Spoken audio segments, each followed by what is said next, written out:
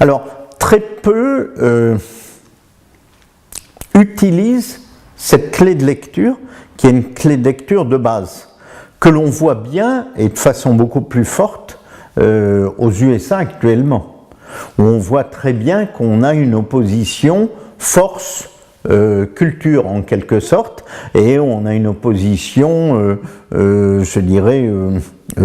élite et cow-boy, quoi, en quelque sorte, hein, si on prend une logique américaine. On a cela, c'est un peu moins en France, sauf du côté d'un ou deux candidats, en particulier Nicolas Sarkozy, si on parle des primaires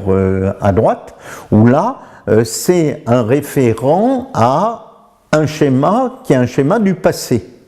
qu'on peut appeler en termes de mythème, en termes d'idées, en termes de mythe, qui est celui de l'âge d'or, où on dit ben, il y a eu un âge d'or, je ne sais pas si c'est Vercingétorix ou si c'est Louis XIV ou si c'est la Révolution française, mais il y a eu un âge d'or national, et donc on se réfère à ce récit finalement national, et on dit eh ben, revenons au passé.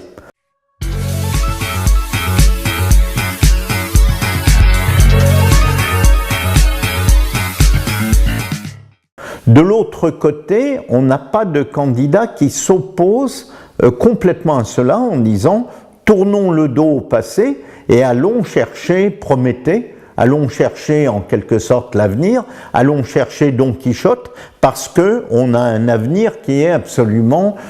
ouvert de ce côté-là. » Alors on a des candidats qui se posent du côté un peu du jeunisme, hein, du type Vauquier ou du type Le Maire, qui disent ben voilà, il y a un monde ancien, il y a un monde nouveau, et nous on est le monde nouveau en quelque sorte, mais ils ne vont pas tout à fait jusqu'au bout de cette logique de dire ce monde nouveau, il s'annonce comme radieux.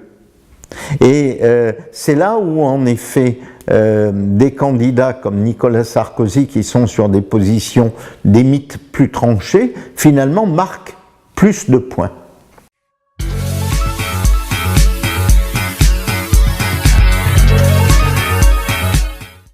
Alors, que dire d'Alain Juppé ?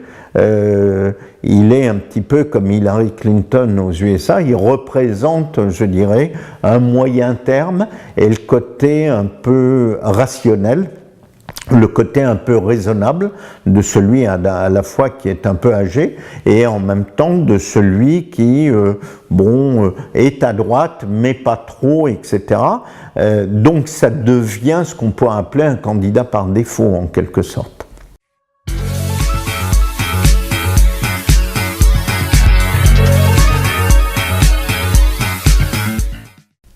Le roman national, qui sans doute est faux,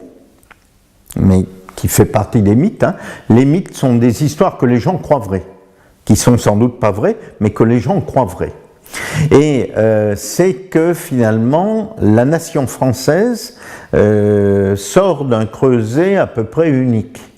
et donc qu'elle est homogène. Et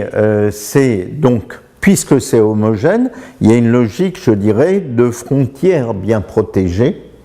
Et l'anti-mythe de cela, c'est l'ouverture, en effet, aux autres. Et on voit bien que dans notre mythologie, notre roman national,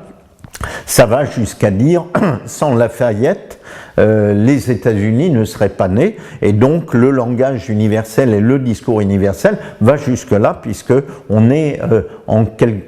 sorte dans notre roman national les parents idéologiques, y compris de l'Amérique.